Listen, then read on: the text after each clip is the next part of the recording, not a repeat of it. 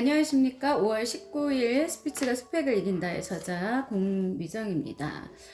자, 오늘은 제 책에서 157페이지인데 많이 왔어요. 한 240페이지 정도 분량인데 거의 끄트머리에 와 있거든요. 요거 책 한번 다루면은 제가 그 강단에서 하는 우리 정말 스피치 스킬에 대해서 좀 PPT 형식으로, 프레젠테이션 형식으로 한번 또 다뤄 드릴게요.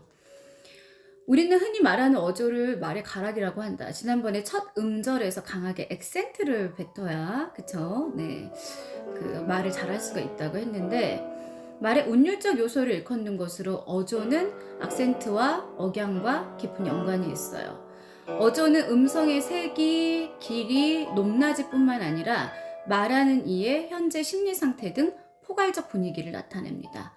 낱말의 장단음을 지키면 길고 짧은 거예요. 말의 리듬이 더욱 또렷해지는데 아나운서들이나 MC 진행자들은 그 사전을 찾아서 그 장음과 단음을 구별을 합니다. 자, 단어의 첫 음절에서 긴 소리가 나도록 하는 게 원칙이 있는데 예를 들어볼게요. 같이 따라해 볼까요? 자, 숨을 코로 들이마시고 내쉬고 들이마시고 내쉬고 들이마시고 내쉬고. 자, 밤나무. 길 때는 약간 티나게 밤나무. 많다. 멀리. 눈 보라. 첫눈. 첫눈. 자, 첫눈은 긴 단음이네요. 장음이 아니라 첫눈. 참말. 수많이. 눈멀다. 떠벌리다. 이렇게 장음과 단음이 미묘한 차이를 나타내면서 말을 하면은 훨씬 더 강조되고 또 그 사람한테 깊이 박히겠죠. 다만 합성어의 경우에는 둘째 음절 이하에서도 긴 음절을 인정하는데 따라해 볼까요? 제3, 제4, 반신, 반의. 용언의 단음절 어간에는 어미가 아와 어가 결합이 된 한 음절로 축약이 되는 경우에도 긴 소리로 발음을 하는데 보아하잖아요. 근데 봐 이렇게 하죠. 기어 하는데 겨. 되어는 돼. 두어는 둬. 하여는 해. 다만 오아와 지어 저, 찌어 쩌, 치어 처 등은 긴 소리로 발음하지 않고 짧게 발음합니다. 우아, 저, 처. 소리의 강약과 고전은 쉽지 않으나 장단음은 그때그때 표시해두고 필요할 때마다 항상 한국어 사전을 갖고 다니시면서 하시는 게 좋아요. 쉽게 익힐 수 있습니다. 말할 때 일정한 크기의 목소리를 유지하고 상황에 따라서 그 크기를 조절하고 단어의 첫 음절에서 호흡을 내뱉어라. 그럼 그동안에 북식호흡, 머라이언 발성 기법, 좀비 기법, 소방차 사이렌, 우리 까마귀 요법, 까치 요법, 악각 이런 것처럼 다 해서 머릿속에 싹 그림이 그려지실 거예요. 맵이 그려지실 거예요. 이 원칙만 지킨다면 누구나 힘 있고 또 영향 있는 목소리의 주인공이 될 수 있습니다. 노력하는 사람에게 예외란 없습니다. 자, 우리가 살면서 있잖아요. 나쁜 것, 좋은 것 다 구별할 줄 알아요. 근데 굳이 막 하루를 불평불만하고 남을 험담을 하고 또 그렇게 뒷담화를 하고 그 정말 썩은 내가 그냥 풀풀 나잖아요. 진동하는 느낌이잖아요. 그때 어떤 심리학자가 얘기를 하는데 뒷담화를 하는 사람의 심리는요, 실제로는 그 사람을 싫어서 뒷담화를 한다기보다는 그 사람을 보면서 자기의 모습을 보기 때문에 그 자기 자신한테 굉장히, 그러니까 만족하지 못해서, 충족하지 못해서 그게 그렇게 입으로 나오는 거라고 이야기를 하더라고요. 저도 깊이 공감해요. 스스로의 삶이 되는 노릇이 없고 만족하지 않는다면은 남을 갖다가 이렇게 진짜 빗대서 욕을 해서 자기 자신이 올라가는 그런 쾌감을 느끼는 거, 그거 정말 인간으로서 굉장히 나쁜, 그죠? 못된 행위 중에 하나라고 저는 생각합니다. 자, 이번 챕터는 듣는 이의 마음을 얻기 위해 틈을 둬라. 틈을 둬야 돼요. 항상 사람과 사람 간에도 뭐 두죠? 거리, 틈을 두잖아요. 그 관계가 이렇게 바짝 붙어 있으면 어떻죠? 좀 약간 자꾸 단점이 보이고 실망하게 돼 있어요. 누구나 다. 그러니까 옛날에 그런 얘기 하잖아요. 고슴도치가 이렇게 막 뾰족뾰족 서 있는데 고슴도치가 이렇게 가까이 붙어 있으면 어떻게 되겠어요? 서로 찌르겠죠. 그래서 이렇게 배 부분은 연약하고 이렇게 그죠? 거리를 둬야 되는 거예요. 사람도 예, 친한 친구 간에도 거리를 두고 예의를 지키고 방송은 오프닝의 첫 30초가 승부를 좌우해요. 벌써 이렇게 채널 돌아가는 소리가 두두두두두 들려요. 아, 들어야 돼 말아야 돼. 별로 흥미 없는데 목소리 진짜 싫어. 이렇게 되면 안 듣는다고요. 안 보면 그만이고요. 내가 딱 봤는데 싫어. 채널 돌아가잖아요. 그쵸? 네. 방송가에서 흔한 경우인데 영화도 소설도 다 마찬가지라. 특히 방송의 경우엔 청취자가 처음에 30초를 듣고 진행자의 목소리 선호도를 가늠하기 때문에 앞에 그 오프닝 첫 문을 여는 게 굉장히 중요해요. 그럴 때 진행될 방송 스타일을 파악할 수 있는데 이제 시그널 딱 그 큐사인 나가고 온에어가 켜지잖아요. 빨간불이. 그러면 이제 앞으로 일반인들도 방송할 일이 많을 텐데 이렇게 온에어 빨간불 켜졌을 때요. 바로 나가면 마이크가 맞물려요. 그래가지고 온에어 켜졌을 때 한 1초 정도 쉬고 들어가야 돼요. 속으로 끄떡하고. 그래야지 마이크가 맞물리지 않아요.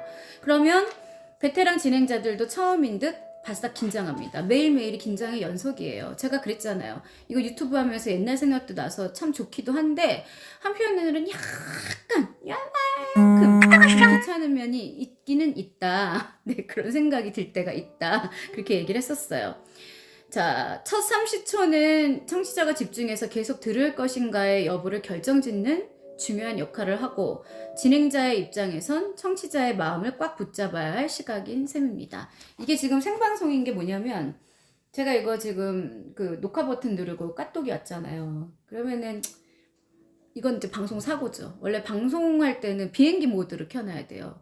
방송 중에 전화벨 울리면 거의 뭐 머릿속 하얗죠 뭐. 그런 실수 한 번씩은 다 해봤을 거예요. 그래서 들어가기 전에 항상 체킹을 먼저 하고 들어가야 돼요. 이게 되게 마이크가 예민해갖고 문 닫는 소리도요 막 그 천둥 번개처럼 들려요. 그러니까 이 페이지 넘길 때도 조심조심, 숨도 조심조심, 이거 먹는 거 이런 거 또 어디서 감히 이걸 먹겠어요. 옛날에 이런 거 갖고 들어갔다가 엄청 혼난 적이 있었는데, 그래서 침 넘어가는 소리 다 꿀꺽꿀꺽 다 들려요. 이 방송국 마이크의 성능은 뭐 어마무지합니다.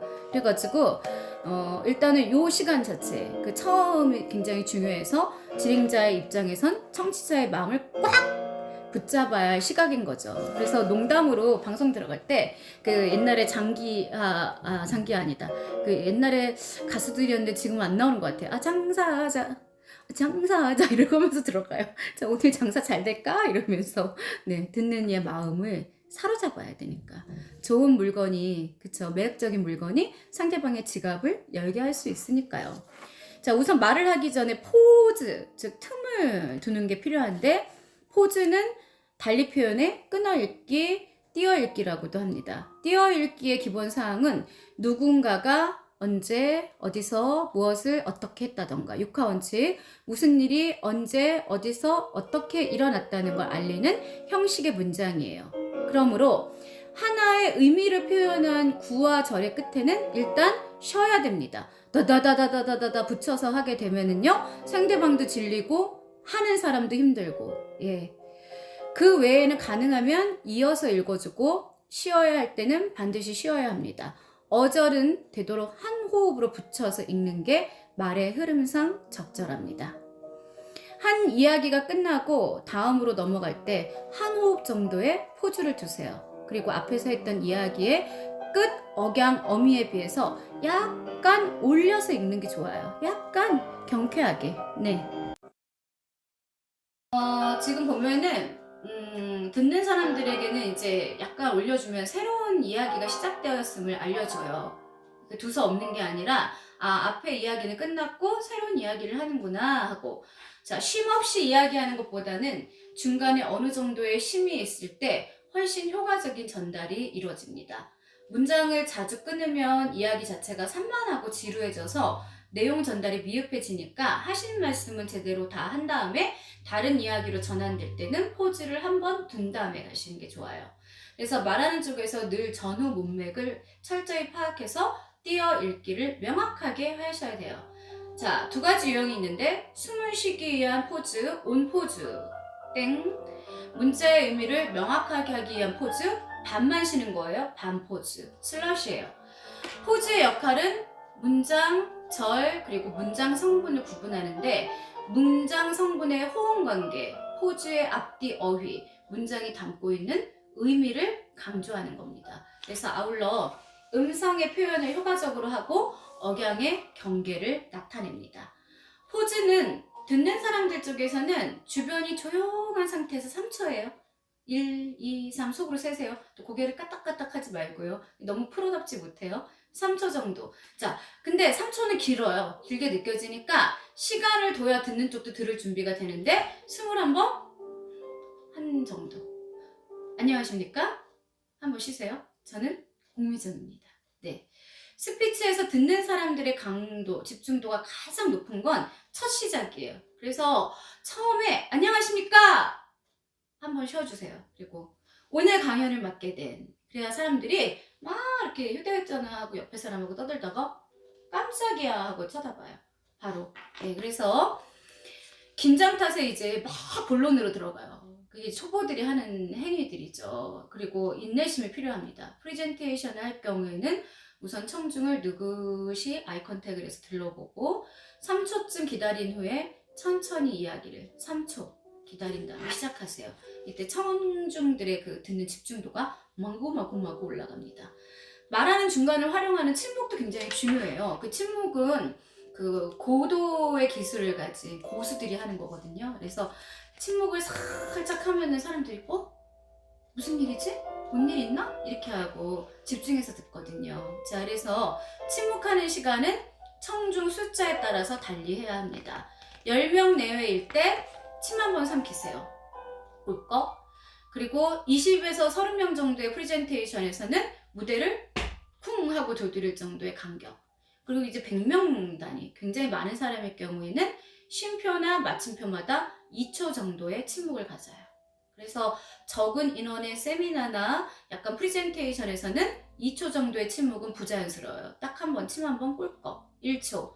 대규모일 때는 그래도 자연스럽게, 그만큼 인원이 늘어날 때 그걸 머리에다가 기억을 하고 하시면 되겠습니다. 확실한 침묵과 명확한 발음의 스피치는 듣는 사람을 사로잡고 감동을 줍니다. 내 이야기가 한 사람의 인생을 바꿀 수도 있어요. 네.